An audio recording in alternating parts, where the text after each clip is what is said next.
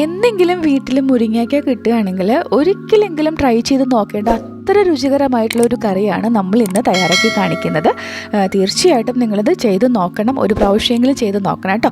പെട്ടെന്ന് തന്നെ വീഡിയോയിലേക്ക് പോകാം. വീഡിയോ ഇഷ്ടപ്പെടുകയാണെങ്കിൽ പ്ലീസ് ഒന്ന് സബ്സ്ക്രൈബ് ചെയ്ത് ഒരു ലൈക്കും കൂടി തന്ന് നമ്മുടെ ചാനലൊന്ന് സപ്പോർട്ട് ചെയ്തേക്കണേ. അപ്പോൾ നമുക്ക് സ്റ്റാർട്ട് ചെയ്യാം. അപ്പോൾ ആദ്യം തന്നെ നമുക്ക് മുരിങ്ങയ്ക്ക ഒന്ന് വേവിക്കാനായിട്ട് വെക്കണം. അപ്പോൾ ഞാൻ ഗ്യാസ് ഓൺ ചെയ്ത് ഒരു പാൻ വെച്ചിട്ടുണ്ട്. നമുക്കിതിലേക്ക് ഒരു 1.5 കപ്പ് അളവിൽ വെള്ളം ഒഴിച്ചു കൊടുക്കാം. ഇനി നമുക്കിതിലേക്ക് ആവശ്യത്തിനുള്ള ഉപ്പ് ചേർക്കാം. ഒരു 1/2 ടീസ്പൂൺ ഉപ്പ് ഞാൻ ഈ സമയത്ത് ചേർക്കുന്നുണ്ട്. ഒരു 1/4 ടീസ്പൂൺ മഞ്ഞൾപ്പൊടിയും കൂടി ചേർക്കുന്നുണ്ട്. ഇനി ഇതൊന്ന് നന്നായിട്ടൊന്ന് തിളച്ചോട്ടെ. വെള്ളം ഇവിടെ തിളച്ച് തുടങ്ങിയിട്ടുണ്ട്. നമുക്കിതിലേക്ക് ഒരു 3 മുരിങ്ങയ്ക്ക തൊലിയൊക്കെ ചീകി കളഞ്ഞിട്ട് ഇതുപോലെ നീളത്തിൽ കട്ട് ചെയ്തതാണ് കേട്ടോ. നമുക്കിത് ഇതിലേക്ക് ചേർത്ത് കൊടുക്കാം. ഇതിൻ്റെ കൂടെ തന്നെ 3 പച്ചമുളക് നീളത്തിൽ കീറിയതും കൂടി ഇട്ട് കൊടുക്കുന്നുണ്ട്. മൊത്തത്തിലൊന്ന് തിളച്ച് വരുന്നത് വരെ നമുക്ക് തീ നന്നായിട്ട് കൂട്ടിയിടാം. അതിനുശേഷം ഒരു മീഡിയം ഫ്ലെയിമിലേക്ക് മാറ്റി അടച്ച് വെച്ച് ഒരു 10 മിനിറ്റ് ഇതൊന്ന് വേവിച്ചെടുക്കണം. തീ കൂട്ടിയിടരുത്, ഒരു മീഡിയം ഫ്ലെയിമിലേക്ക് വെച്ച് ഒരു 10 മിനിറ്റ് ഒന്ന് വേവിച്ചെടുക്കാം. അപ്പോൾ ഇത് ഒരു 10 മിനിറ്റ് ആയിട്ടുണ്ട്. നല്ല രീതിയിൽ തന്നെ അത് വെന്ത് വന്നിട്ടുണ്ട്. അപ്പോൾ ഇത്രയും മതി. നമുക്ക് തീ ഓഫാക്കി ഈ ഒരു പാത്രം ഇതിങ്ങനെ തന്നെ ഒന്ന് മാറ്റി വയ്ക്കാം. ഇനി നമുക്ക് ബാക്കിയുള്ള കാര്യങ്ങൾ ചെയ്യാം. നമുക്കിതിലേക്ക് ഒരു ചെറിയൊരു അരപ്പുണ്ടാക്കണം. ഞാനിവിടെ മീഡിയം സൈസിലുള്ള 2 നല്ല പഴുത്ത തക്കാളി എടുത്തിട്ടുണ്ട്. കൂടെ തന്നെ ഒരു 10 കാഷ്യൂ നട്ട്സും കൂടി എടുത്തിട്ടുണ്ട്. നമുക്കിത് രണ്ടും കൂടി ഒരു മിക്സിയുടെ ജാറിലിട്ട് നല്ല ഫൈനായിട്ടൊന്ന് അരച്ചെടുക്കാം. പ്രത്യേകിച്ച് വെള്ളമൊന്നും ചേർക്കേണ്ട കാര്യമില്ല. ഇത് രണ്ടും നന്നായിട്ട് തന്നെ അരച്ച് ഒന്ന് നീക്കി വയ്ക്കാം. അടുത്തതായിട്ട് ഗ്യാസ് ഓൺ ചെയ്ത് നമുക്കൊരു പാൻ വെച്ച് കൊടുക്കാം. നന്നായിട്ടൊന്ന് ചൂടാക്കി എടുക്കാം. അപ്പോൾ ചൂടായിട്ട് വരുമ്പോൾ നമുക്കിതിലേക്ക് കുറച്ച് വെളിച്ചെണ്ണ ഒഴിച്ചു കൊടുക്കാം. ഒരു 2-3 ടേബിൾ സ്പൂൺ അളവിൽ വെളിച്ചെണ്ണ ചേർക്കാം. എണ്ണ നന്നായിട്ട് ചൂടായിട്ട് വരുമ്പോൾ ഒരു 1/2 ടീസ്പൂൺ കടുക് ഇട്ട് കൊടുക്കാം.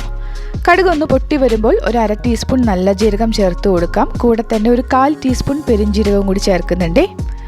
കൂടെ ഒരു 2 വറ്റൽമുളക് ചേർത്ത് കൊടുക്കുന്നുണ്ട്. ഒരു തണ്ട് കറിവേപ്പിൻ്റെ ഇലയും കൂടി ചേർക്കുന്നുണ്ട്. ഈ സമയത്ത് തീ നന്നായിട്ടൊന്ന് കുറച്ചിട്ടേക്കണേ. ഒരു 7 അല്ലി വെളുത്തുള്ളി ചെറുതായിട്ട് കട്ട് ചെയ്തും കൂടി ഇട്ടിട്ട് നന്നായിട്ടൊന്ന് ഇളക്കി ഇതൊന്ന് മൂപ്പിച്ചെടുക്കുന്നുണ്ട്. ആ വെളുത്തുള്ളിയുടെ ഒരു റോസ് സ്മെല്ല് മാറി വരുന്നത് വരെ ഒരു 10-15 സെക്കൻഡ് ഒന്ന് ഇളക്കി കൊടുക്കാം.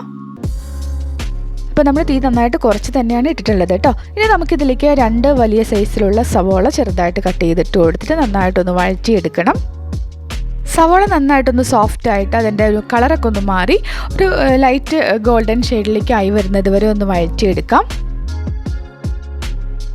അപ്പോൾ ഇതാ സവോളയുടെ കളറെല്ലാം മാറി നല്ലൊരു ഗോൾഡൻ കളറിലേക്ക് വന്നിട്ടുണ്ട്. ഇനി നമുക്ക് തീ ഒന്ന് കുറച്ചിട്ട ശേഷം കുറച്ച് പൊടികൾ ചേർത്ത് കൊടുക്കാം.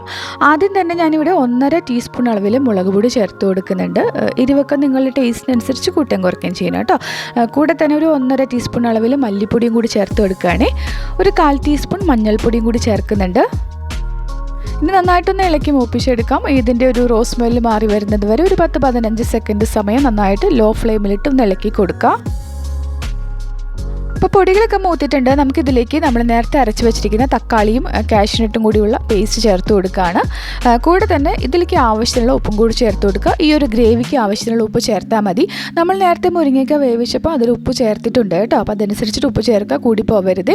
നന്നായിട്ടൊന്ന് ഇളക്കി കൊടുക്കുക. ഈ ഒരു ടൊമാറ്റോയുടെയൊക്കെ ഒരു റോസ് സ്മെല്ല് മാറി വരുന്നത് വരെ നമുക്കൊന്ന് വേവിച്ചെടുക്കണം.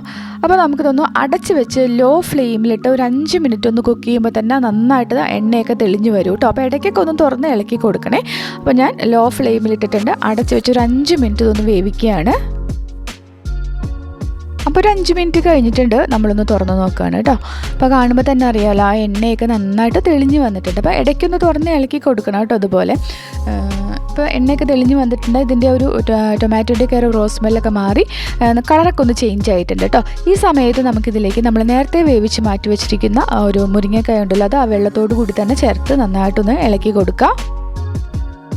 അപ്പോൾ ഈ സമയത്ത് തീച്ചിരി കൂട്ടിയിട്ടാലും കുഴപ്പമൊന്നുമില്ല കേട്ടോ. നന്നായിട്ടൊന്ന് ഇളക്കി ആ മസാലയൊക്കെ ആയിട്ടൊന്ന് യോജിപ്പിച്ചെടുക്കണം. അപ്പോൾ ഇതേ ഒരു ഗ്രേവിയിൽ കിടന്നിട്ട് ഒരു 1-2 മിനിറ്റ് ഇതിങ്ങനെ കിടന്നൊന്ന് തിളച്ചോട്ടെ കേട്ടോ.